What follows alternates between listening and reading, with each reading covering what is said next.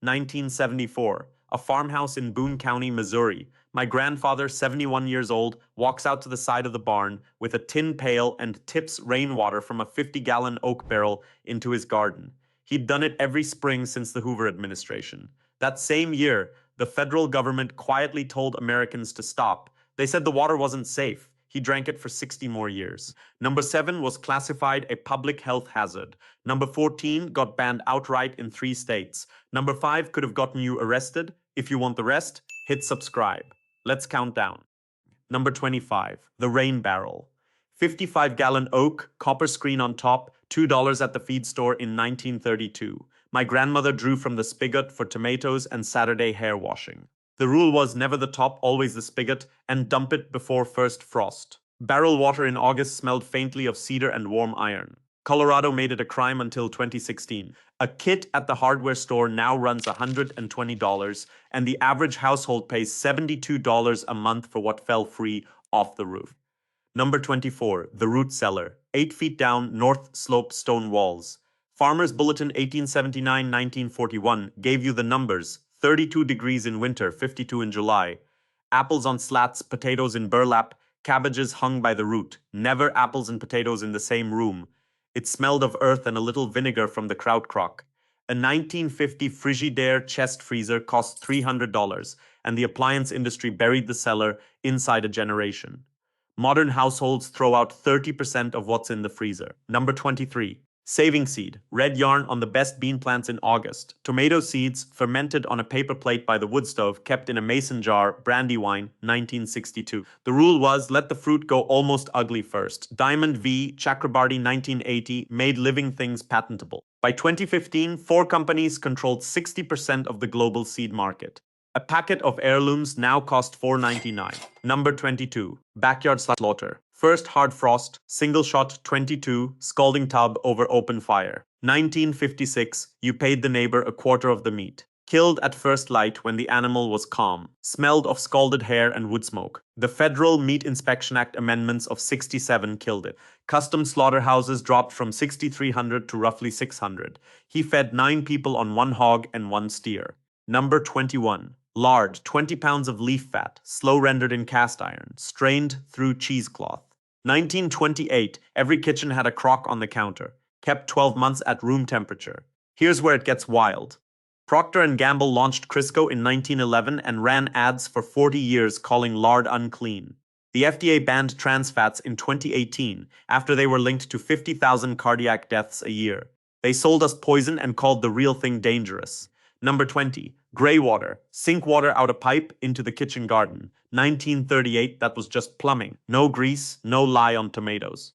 31 states now require a permit. California charges around $250.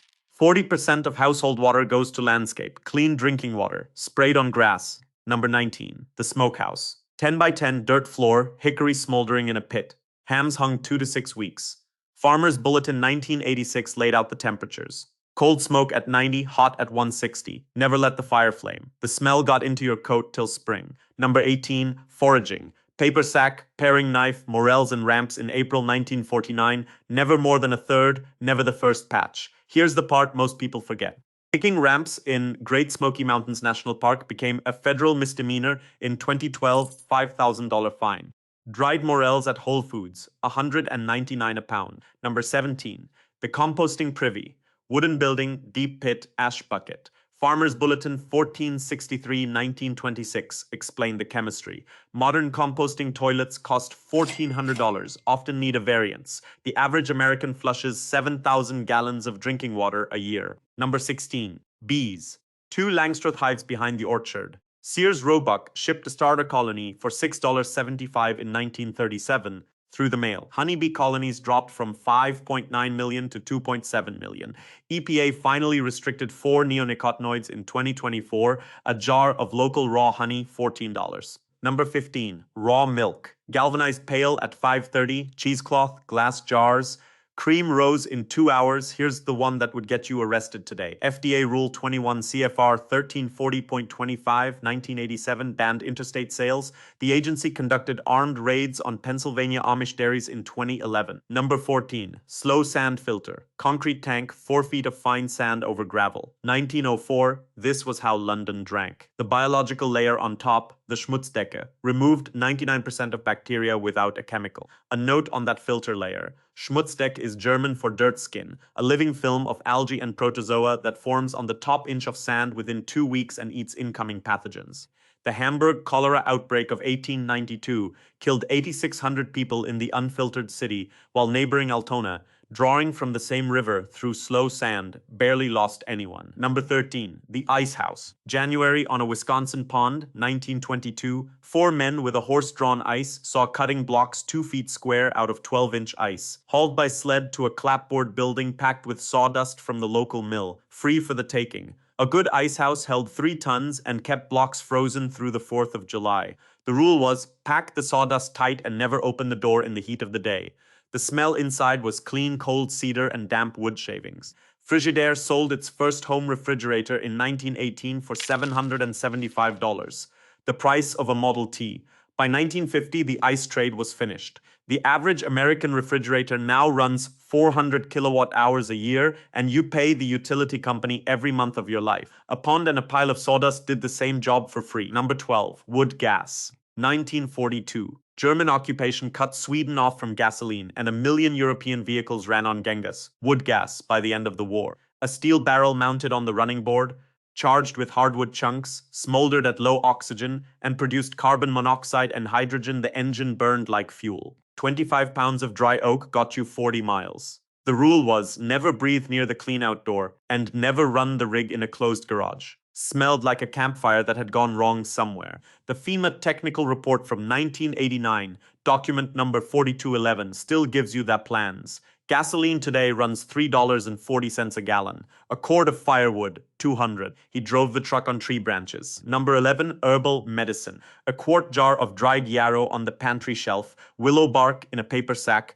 garlic plated and hung in the cellar. 1906, my great-grandmother delivered 3 babies in the holler with nothing but boiled water, clean cloth, and shepherd's purse for hemorrhage. Aspirin came from willow, digitalis came from foxglove. The rule was, you learned from a woman older than you, and you never guessed at a dose. Here's where it gets wild. The Flexner Report of 1910, funded by the Carnegie Foundation and adopted by the American Medical Association, closed 75% of American medical schools inside a decade, specifically the homeopathic, eclectic, and women's colleges that taught botanical medicine. By 1923, only 1 in 20 American doctors was a woman, down from 1 in 5. A single EpiPen now costs $650. The active ingredient epinephrine is $2. She caught babies for 40 years and never lost a mother. Number 10, the owner-built house.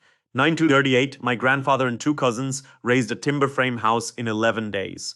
White oak from the back 40, mortise and tenon joints cut with a chisel, and a wooden mallet, oak pegs instead of nails. Total cash outlay, $84 for window glass, hinges, and roofing tin. The rule was, cut the timber in winter when the sap was down and let the frame season a full year before you closed in the walls. Fresh cut white oak smelled like vinegar. Today, the median new American home costs $420,000 and takes 7 months. Most counties require an architect's stamp and a licensed general contractor before a shovel touches dirt. He built the house his grandchildren grew up in. Number 9, the backyard flock. A dozen Rhode Island Reds, a small henhouse, a roost, a nest box with straw. 1940, you ordered chicks through Murray McMurray Hatchery for 15 cents apiece, shipped USPS. Eggs from April through November, stewing hens after that. The rule was, lock the door at dusk every night without fail, or the raccoons would teach you. A henhouse in summer smelled of pine shavings and warm feathers. Today, 63% of American municipalities require a permit. A dozen pasture-raised eggs at the grocery store, $9.49. Number 8, the spring house.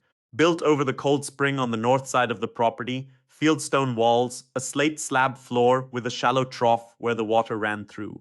Milk cans, butter crocks, a covered jar of cream, all sitting in 50-degree water year-round. 1931, that was the refrigerator. The rule was never let livestock above the spring. Number 7, water bath canning. Number 7 was classified a public health hazard. Quart mason jars, glass lids with rubber rings, a galvanized boiler on the wood stove, tomatoes, peaches, green beans, jam. 1945, Ball Blue Book 15th edition gave you the times. 45 minutes for quarts of tomatoes, 10 pounds of pressure for green beans. The rule was listen for the lid to ping as it cooled. The kitchen smelled of vinegar and steam for 3 days every August. The USDA reclassified home canned low acid vegetables as a botulism risk in the 1970s, and home economics curricula quietly stopped teaching it. Cases of foodborne botulism in America, roughly 25 a year, most from improperly canned foods. Cases of foodborne illness from commercial processing, 48 million. A note on that report. The Flexner report was authored by Abraham Flexner, an educator with no medical degree, on commission from the Carnegie Foundation. It set the standard for American medical education on the German laboratory research model and explicitly recommended closing schools that taught what it called sectarian medicine, homeopathy, osteopathy, eclectic, physiomedical, and the historically black and women's colleges. 5 of the 7 black medical schools shut within 15 years. Number 6, pemmican and salt cure. A buck shot in November 1934, hung in the smokehouse for a week, then sliced thin against the grain and dried in the loft over the kitchen stove for 3 days. Pounded in a wooden mortar to a coarse meal, mixed with rendered tallow at 60% meat to 40% fat, dried service berries folded in for the winter version. Pressed into a cake, wrapped in wax paper, set on the cellar shelf. The rule was, dry the meat at 160 until it cracked instead of bent. Smelled faintly like brown butter and wood smoke. Lewis and Clark carried it across the continent. Shelf life, sealed properly, ran upwards of 50 years. The Federal Meat Inspection Act of 1906 and the post-war marketing of the home freezer, between them, turned shelf-stable meat into something Americans associated with hardship. Modern military MRE rations still use the principle. A pound of commercial beef jerky now costs $32. He carried a pound in his coat pocket and called it lunch. Number 5, the cistern. Concrete poured into a hole in the ground behind the house, Ferrocement skim coat on the inside, 10,000 gallons capacity, fed by every downspout on the roof through a first flush diverter. 1926, that was how a Texas farm got through August.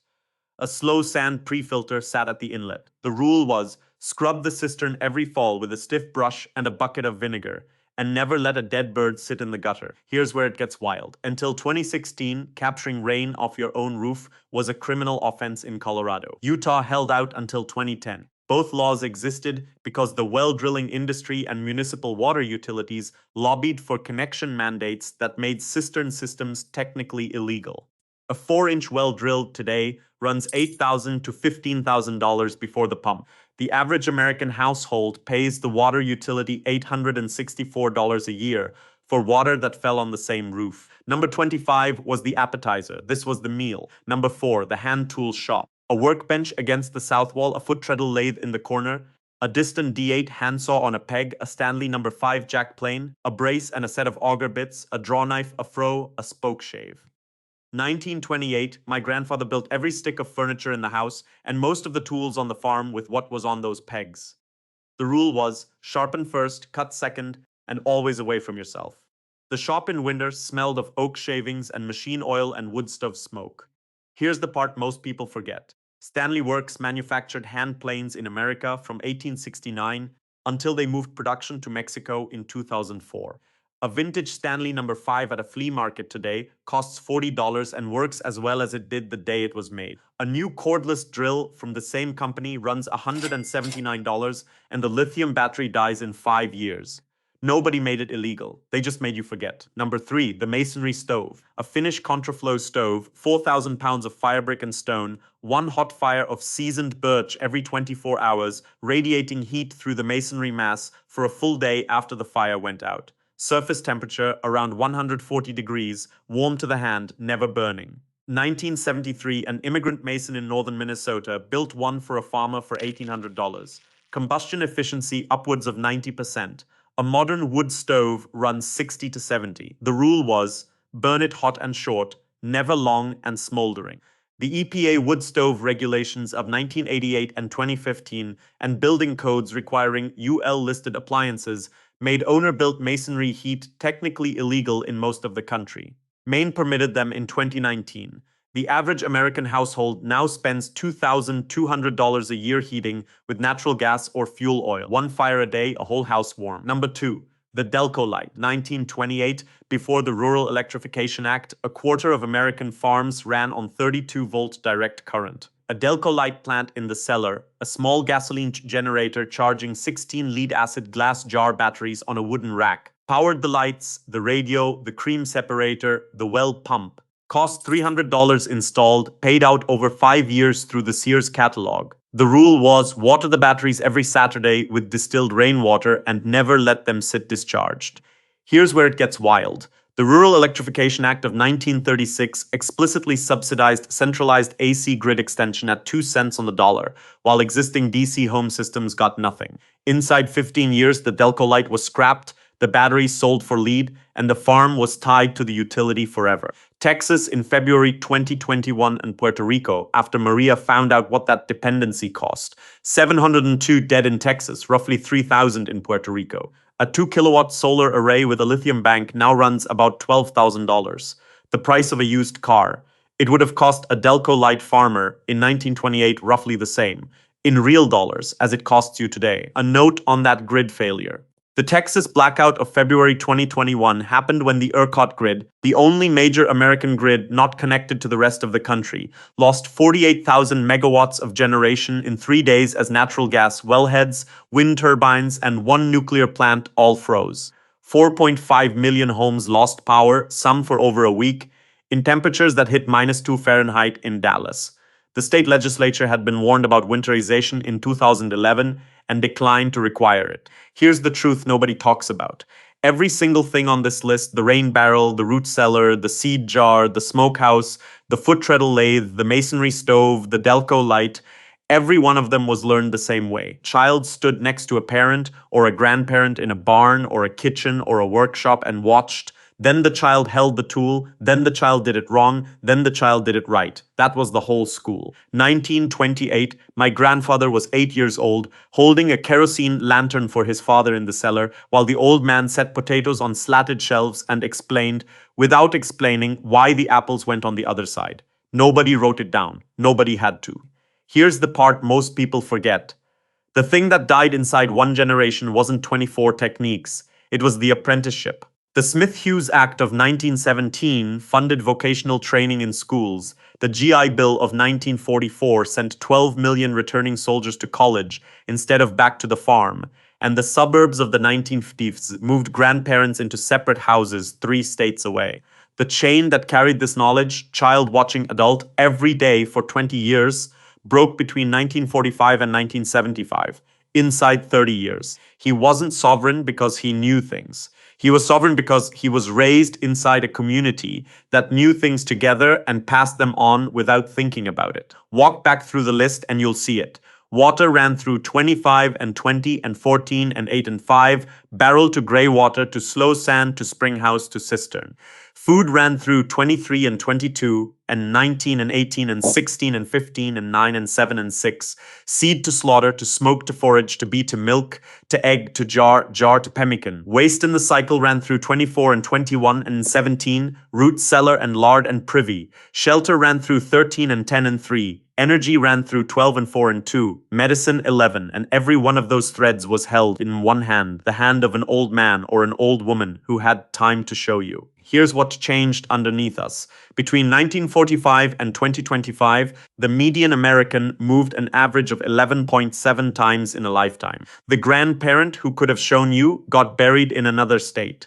The barn got torn down for a subdivision. The handbook went to the estate sale.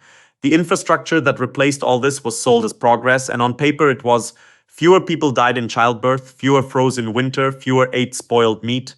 That's true and it matters. But the trade was never explained. Somebody, somewhere, made the calculation that an electric bill every month for the rest of your life was worth more than a Delco light in the cellar, and that a permit for a chicken coop was worth more than a dozen Rhode Island Reds, and that a $14 jar of honey was worth more than 2 hives behind the orchard. Somebody profited from the forgetting. The forgetting wasn't an accident. So here's the challenge. Pick one thing, just one, this week. Put a barrel under the downspout. Plant 1 row of open pollinated tomatoes. Knock on the door of the old man down the road who keeps bees and ask if you can stand next to him on a Saturday. Call your grandmother and ask her to teach you the one thing she does better than anybody else in your family, and then teach it to a child. That's number one. That was always number one. Tell me in the comments, which one are you going to try? And what did your grandmother or your grandfather know how to do that nobody in your family knows how to do anymore? Write the name, write the year, write the place. Let's get it back into the air where the kids can hear it. The knowledge didn't die. It just went quiet. It's time to start listening again. A note on that one law. The Smith-Hughes Act, signed by Woodrow Wilson in February 1917, was the first federal funding for vocational education in American public schools. It allocated about $7 million a year. Large money at the time for agriculture, trades, and home economics, taught by certified teachers in classrooms instead of in barns and kitchens. The intent was good and the curriculum was solid, but the structural effect was to move the apprenticeship out of the family and into the school district, and once it was in the school district, it became something the school district could later cut.